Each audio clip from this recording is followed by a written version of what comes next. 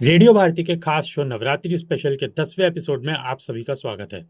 अभी तक हमने बात करी कि नवरात्रि के 9 दिनों में कौन सी देवियों की पूजा की जाती है, पर अब हम बात करेंगे दशहरा के बारे में। तो आइए शुरू करते हैं आज का एपिसोड बिना किसी देरी के।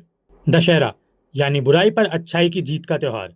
दशहरा, जिसे विजयदशमी भी कहा जाता है, पूरे भारत में मनाया जाने वाला एक प्रमुख हिंदू त्यौहार है जो बुराई पर अच्छाई की जीत का प्रतीक है। यह त्यौहार मुख्यतः भगवान राम द्वारा लंका अधिपति रावण के वध और मां दुर्गा द्वारा महिषासुर के वध से जुड़ा है। इस दिन रावण, उसके पुत्र मेघनाथ और उसके भाई कुंभकर्ण के पुतले जलाए जाते हैं।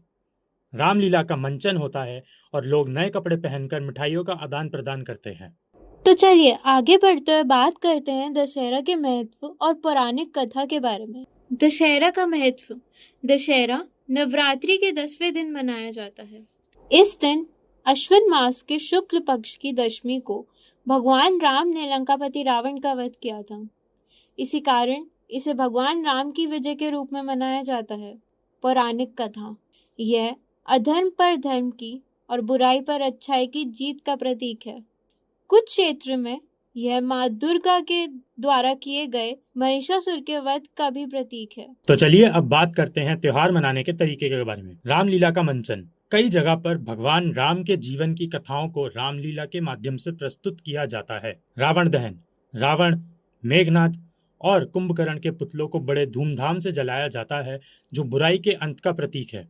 पुतलों में लगे पटाखे भी फटते हैं, जो विजय का प्रतीक है। नए कपड़े और मिठाइयाँ। लोग नए कपड़े पहनते हैं और मिठाइयों का आदान प्रदान करते हैं, जो परिवार और समाज में एकता और खुशहाली का संदेश देता है। शस्त्र पूजा। विशेषकर क्षत्रियों द्वारा इस दिन शस्त्रों की पूजा भी की जाती है। मेला और सांस्कृतिक कार्यक्रम। दशहरा के अवसर पर कई शहरों में मेले लगते हैं, जिनमें आतिशबाजी, संगीत और नृत्य का आनंद लिया जाता है। दशहरा का संदेश और सीख। बुराई पर अच्छाई की जीत। यह पर्व हमें सिखाता है कि भले ही बुराई कितनी भी शक्तिशाली क्यों ना हो, अंत में सत्य और धर्म की ही विजय होती है। नैतिक और सामाजिक संदेश। यह त्यौहार हमें धैर्य, करुणा, त्याग और कर्तव्य निष्ठा का पाठ पढ़ाता है।